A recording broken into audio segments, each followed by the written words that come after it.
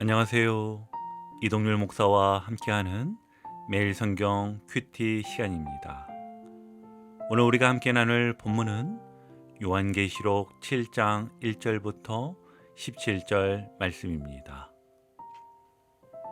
요한계시록 6장에서 우리는 무서운 심판의 인들이 하나하나 열릴 때 세상에 겪게 될 환난의 장면을 보았습니다. 그리고 6장의 마지막에는 이런 질문이 던져졌지요. 그들의 진노의 큰 날이 이르렀으니 누가 능히 서리요. 아멘. 오늘 요한계시록 7장은 바로 이 질문에 대한 하나님의 분명한 대답입니다. 그 대답은 바로 하나님의 인을 받은 자들과 그 앞에 선 셀 수 없는 무리입니다. 이 장면은 하나님께서 환난 속에서도 자신의 백성을 어떻게 지키시고 또 구원하시는지를 보여주는 참으로 무서운 심판의 흐름 속에 갑자기 등장한 은혜의 장면이자 우리에게 큰 위로가 되는 말씀입니다. 오늘 본문을 세 단락으로 구분하여 하나하나 조금 더 자세히 살펴보면 첫 단락 본문의 시작에서 요한은 환상 속에서 땅의 네 모퉁이에 서 있는 천사들을 봅니다.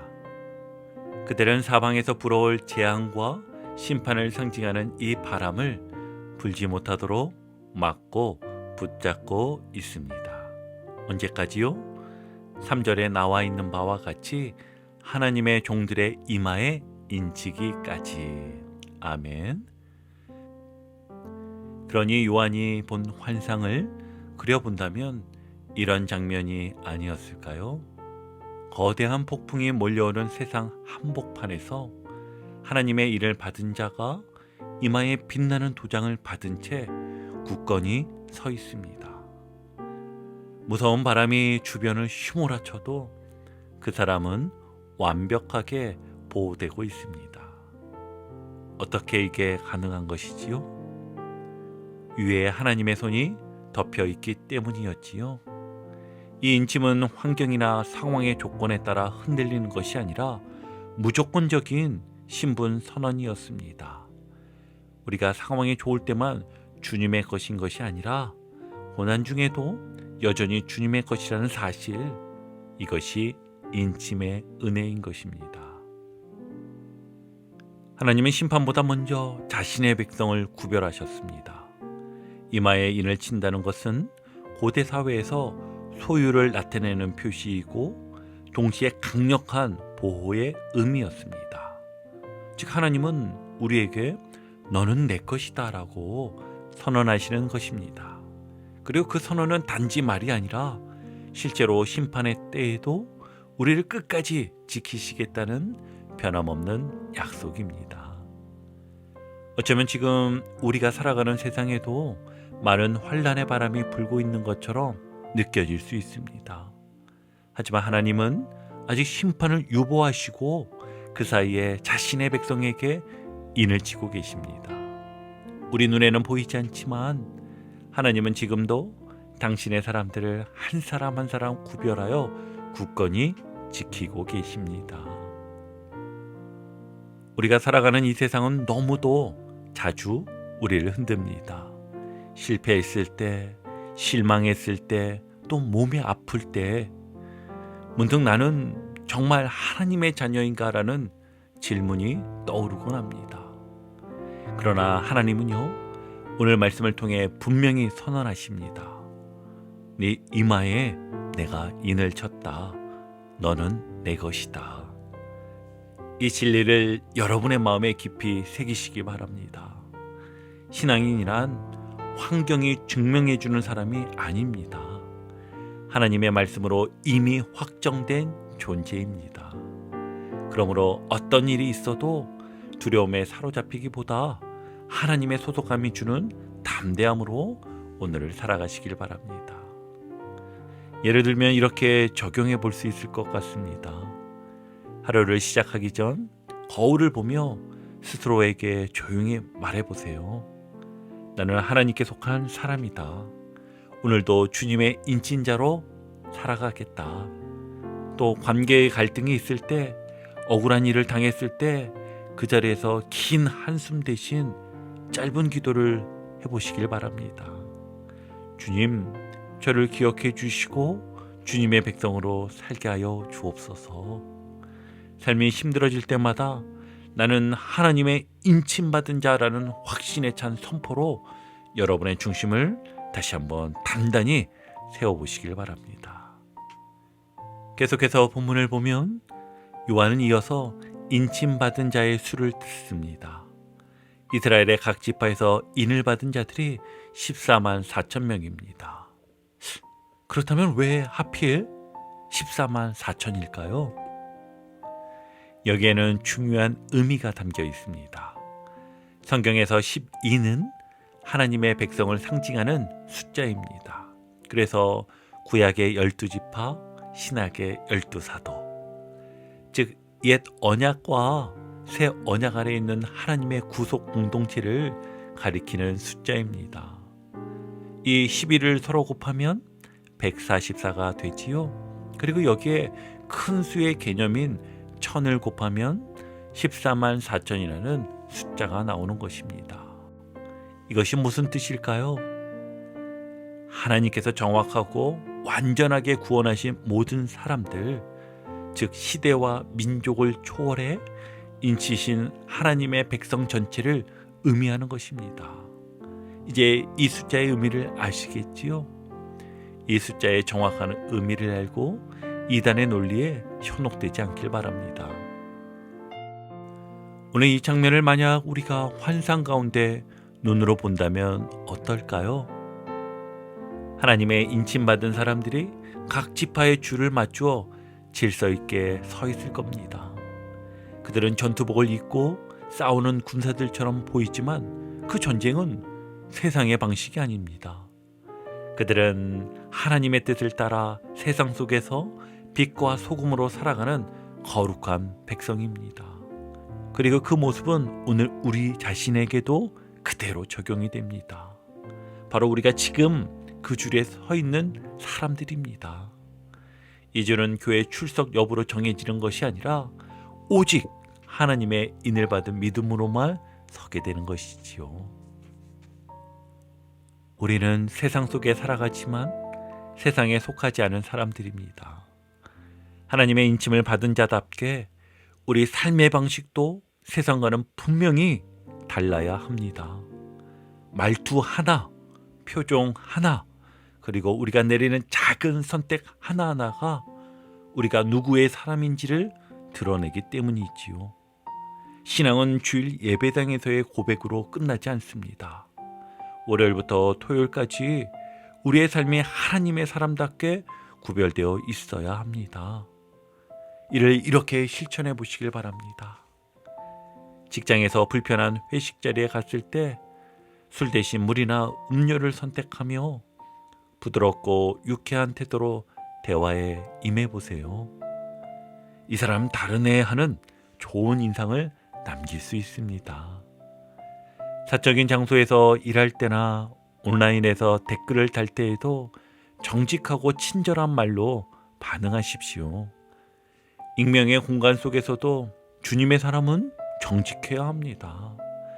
또 자녀와 대화할 때 가정의 분위기를 바꾸는 따뜻한 말 한마디 혹은 용서의 제스처를 먼저 시도해 보십시오. 구별된 삶은 거창한 의식이 아니라 평범한 일상 속의 작은 선택들에서 시작이 되는 것입니다. 계속해서 세 번째 단락을 보면 9절부터는 장면이 크게 바뀝니다. 각 나라와 족속과 백성과 방언 가운데서 아무도 능히 셀 수 없는 큰 무리가 등장합니다. 이들은 신옷을 입고 손에 종려가지를 들고 보좌와 어린 양 앞에서 뜨겁게 찬양하고 있습니다. 14절을 보면 이들은 큰 환난에서 나오는 자들이며 어린 양의 피에 그 옷을 씻어 시게 한 자들이라고 합니다. 그들은 더 이상 목마르지 않고 해에 상하지 않으며 눈물도 없고 어린 양께서 친히 목자가 되어 생명수 샘으로 그들을 인도하십니다. 이 장면은 하늘에 완성된 교회의 모습이고 우리가 간절히 소망해야 할 최종 목적지이기도 합니다. 이 장면 역시 우리 한번 떠올려 보길 바랍니다. 수많은 신혼 입은 자들이 거대한 보좌를 중심으로 둘러서 있고 그 중앙에는 어린 양이 계십니다.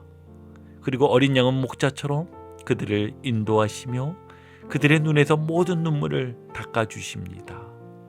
이 장면은 단지 미래의 일만이 아니라 지금 이 땅에서 우리가 진심으로 예배할 때마다 우리가 미리 맛보는 현실입니다.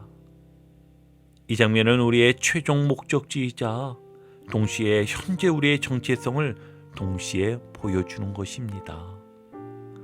예배는 나중에 가게 될 것이 아니라 지금 우리가 서 있는 자리에 뿌리 내리는 삶인 것이지요. 그래서 하늘에서 수많은 무리가 어린 양 앞에서 찬양하는 장면은 우리의 미래이자 동시에 지금 우리가 연습해야 할 현재입니다. 예배는 단지 주일 예배당에서만 드려지는 것이 아니라 우리의 삶 전체가 되어야 합니다. 오늘 하루 진정한 예배자처럼 살아보십시오. 아침에 첫 인사부터 저녁의 마지막 생각까지 하나님을 의식하며 살아가 보십시오. 천국을 소망하는 사람은 오늘을 다르게 살아갑니다. 이런 모습으로 실천해 보는 건 어떨까요? 하루 중 짧게라도 말씀을 펴고 3분이라도 기도하는 시간을 꼭 가져보세요. 그것이 오늘 예배자로 살아가는 가장 중요한 출발점이 될 것입니다. 감정이 힘들어질 때 나를 살리는 찬양 한 곡을 꺼내 들으세요. 혼자 있어도 예배는 결코 멈추지 않습니다. 가정에서 식사 전 기도, 잠들기 전 짧은 감사 한 줄이라도 가족과 함께 나눠보시길 바랍니다. 그것이 하늘 예배의 소중한 씨앗이 될 것임에 틀림이 없습니다. 오늘 우리는 요한계시록 7장을 통해 두 무리를 보았습니다. 하나는 이 땅 가운데 인침받은 자들, 하나님께서 너는 내 것이라 선언하시며 모든 환난 속에서도 지켜내시는 백성들이었고, 또 다른 하나는 하늘 보좌 앞에서 찬양하며 예배하는 아무도 셀 수 없는 무리였습니다. 이 두 무리는 서로 다른 것 같지만 사실은 같은 백성입니다. 인침받은 우리가 언젠가는 그 수많은 무리 속에 서서 어린 양을 영원히 찬양하게 될 것입니다. 지금은 우리가 심판이 임박한 세상 속을 살아가고 있지만 하나님은 그 심판을 잠시 멈추시고 당신의 백성들을 한 사람 한 사람 구별해 내십니다. 그분은 당신의 자녀 한 사람 한 사람을 결코 잊지 않으시는 분이십니다. 우리가 지금 어떤 환경에 있든지 주님은 우리를 분명히 알고 계시고 굳건히 붙들고 계십니다. 그러므로 오늘을 살아가는 우리는 소속감의 확신으로 담대하게 살아가야 합니다. 세상이 우리를 몰라줘도 주님은 다 아십니다. 사람들의 말이 우리를 흔들어도 주님의 인이 우리를 굳건히 붙잡고 계십니다. 또한 오늘 하루의 삶이 세상 사람들과 분명히 구별되기를 바랍니다. 작은 선택 하나에도 믿음의 색깔이 배어나게 하십시오. 우리는 하늘 시민권자입니다. 주님의 인을 받은 자답게 정직하고 겸손하며 사랑으로 반응하시길 바랍니다. 무엇보다 지금 이 땅에서 드린 예배가 하늘의 예배를 닮아가기를 간절히 바랍니다. 주일의 찬양만이 아니라 평일의 걸음과 생각까지 모두 예배로 이어지게 하십시오. 우리는 언젠가 그 셀 수 없는 무리와 함께 어린 양 앞에서 눈물 없이 영원한 예배를 드리게 될 것입니다. 그날을 간절히 기다리며 오늘도 담대한 예배자로 살아가는 하루가 되시기를 주님의 이름으로 축복합니다. 오늘도 복음의 기쁨과 확신으로 승리하는 하루 되시길 축복합니다. 함께 해주셔서 감사합니다. 내일 큐티 시간에 다시 뵙겠습니다.